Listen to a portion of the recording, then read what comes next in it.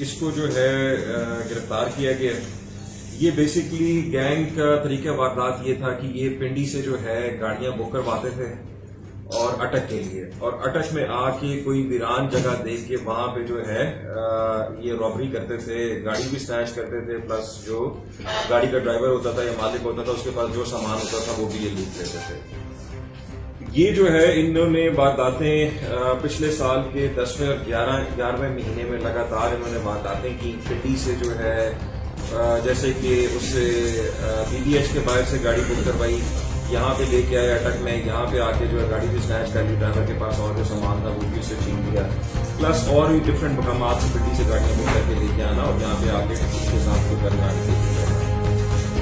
तो इसको जो है इस चीज को एज ए चैलेंज लेके, क्योंकि ये लगातार यही की पैटर्न के ऊपर जो कि ये वारदातें हो रही थी, तो इससे हम लोग को ये शक हुआ कि शायद एक ही गैंग है जो जिसका तरीका वारदात की नहीं है, एक से ही वारदात हो जा रही है।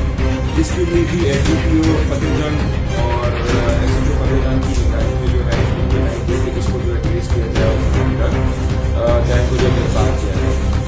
तो अपनी काबिशों से जो है उन्होंने न सिर्फ इसको ट्रेस किया और मुसलमान जो थे गैंग के मेंबर में वो भी गिरफ्तार हुए, प्लस जो भी इससे माल शुदा है रिकवरी और गाड़ियों की रिकवरी की सामान है। तो इसके मैं थोड़ी सी अपडेट शेयर करूँगा। ये जो है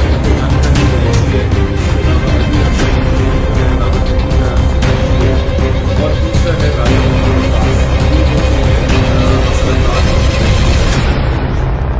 ये तीनों जो है मुलजमान, इनको अरेस्ट किया गया है। उसके बाद इनकी जो मुद्दई मुकदमा थे उन्होंने इनकी शनाख्त भी की है कि वाकई में इन्होंने इनसे वारदातें की हैं, और इनसे अब रिकवरी जो है वो भी अमल कंप्लीट हमारा पुलिस का हो चुका है। और अब ये जो है अभी फाइनली इनको हम चालान करेंगे और ये कोर्ट के अंदर जाके बैठ देंगे।